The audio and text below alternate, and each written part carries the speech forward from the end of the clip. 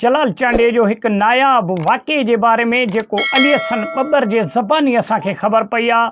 अली हसन बब्बर केरु आहे? अली हसन बब्बर जलाल चांडे जो एक शाइर हुयो, दादलो शाइर हुयो, जो जलाल चांडे सां हमेशह गॾु हूंदो हुयो। अली हसन बब्बर ऐं जलाल चांडे जी ड्राइवरी बि कंदो हो। जेका गाॾी ही जलाल चांडे वटि उहा ड्राइव वग़ैरह अली हसन बब्बर कंदो हो। दोस्तों, जेके खोड़ सारा शाइर हूंदा हुया, उहा जॾहिं पंहिंजी शाइरी लिखी ईंदा जलाल चांडे वटि, जलाल चांडे खे ॾींदा हुया त साईं जलाल चांडिया हे असांजी शाइरी तव्हां ॻायो, त पोइ उहो वेरिफिकेशन करण जे लाइ, उहो जेको आहे सो जांच पड़ताल करण जे लाइ जलाल चांडियो उन्हनि खे चवंदो हुयो, बाबा मूंखे न ॾियो, हे अली हसन बब्बर खे ॾियो, जेको मुंहिंजो शाइर आहे, इहो देखभाल कंदो इन शाइरीअ जी ऐं इहो जांच पड़ताल करे पोइ मूंखे अप्रूवल ॾींदो त भाई हे ॻाइण जहिड़ी आहे या हे शाइरी ॻाइण जहिड़ी न आहे, त पोइ मां उन हिसाब सां ॻाईंदुसि। जलाल चांडियो तव्हांखे ख़बर आहे निज अणपढ़ियल हूंदो हुयो, तालीम उन वटि कान हूंदी हुई।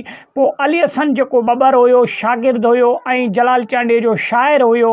पोइ अली हसन बब्बर 24 कलाक जलाल चांडे सां शाण हूंदो, चाहे कंहिं महफ़िल में हुजे या प्रोग्राम में हुजे या काॾे बि वेंदो हुयो, अली हसन बब्बर उन गाॾीअ जी ड्राइवरी कंदो हुयो ऐं जलाल चांडे सां गॾु हूंदो हुयो। दोस्तों, हिकु नायाब वाक़ियो आहे।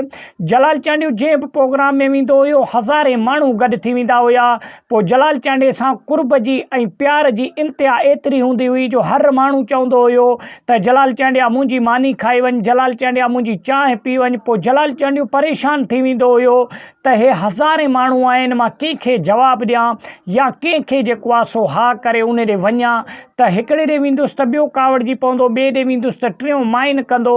पोइ इन जे करे जलाल चांडे वटि जेके बि दावती ईंदा हुया, जेके बि प्रोग्राम जो तारीख़ वठणु ईंदा हुया, त पोइ उनखे उन टाइम ई रिक्वेस्ट इहा कई वेंदी हुई त बाबा महिरबानी करे जॾहिं बि तव्हां दावत ते पिंडाल ते जलाल चांडियो अचे त जलाल चांडे जे लाइ हिकु अलॻि भले झूपड़ी नमूने हुजे, भले कमिरो न हुजे, बंगलो न हुजे, लेकिन झूपड़ी टाइप ई अलॻि हिकु सेपरेट जॻह हुजे जिथे जलाल चांडियो अची वेही ऐं पंहिंजा जेको आहे सो इहे साज़ सामान पंहिंजा जेको आहे सो सेट बि करे ऐं जेके माण्हू चंबड़ी वेंदा आहिनि जलाल चांडे खे हज़ारनि जी तादाद में, त उन जलाल चांडियो उन भगदड़ खां बि बचे ऐं माण्हुनि जी दिलि आज़ारीअ खां बि बचायो वञे। जलाल चांडियो तव्हांखे ख़बर आहे दिलि जो नरम ऐं दिलि जो सखी माण्हू हूंदो हुयो।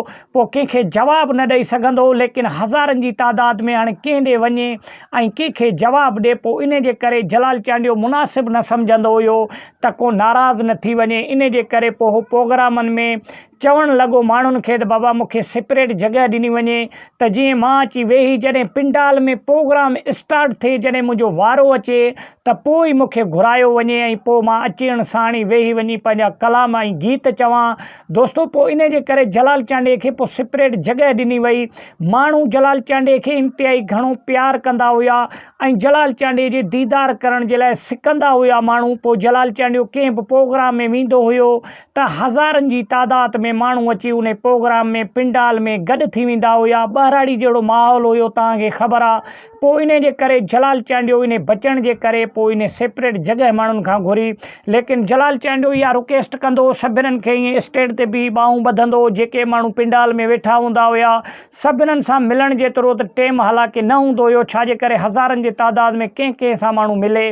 पोइ ईअं ॿाहूं ॿधी ऐं मोकिलाए पोइ पछाड़ी तारीख़नि में ईअं ई करे वेंदो हुयो। दोस्तों, नेक्स्ट वीडियो में इंशाअल्लाह असां तव्हांजे लाइ जलाल चांडे जी आख़िरी जेका प्रोग्राम थियो हो, जॾहिं वफ़ात खां पहिरीं कुझु चंद ॾींहं अॻु में हिकु आख़िरी प्रोग्राम जेको जलाल चांडे कयो हुयो, उन जा गीत बि इंशाअल्लाह नेक्स्ट वीडियो में साम्हूं रखंदासीं ऐं उन प्रोग्राम जे तफ़सीली बारे में तव्हांखे इंशाअल्लाह नेक्स्ट वीडियो में गाइड कंदासीं। त वॾी महिरबानी, मिलंदासीं नेक्स्ट वीडियो में। तेसिताईं ॾींदा इजाज़त।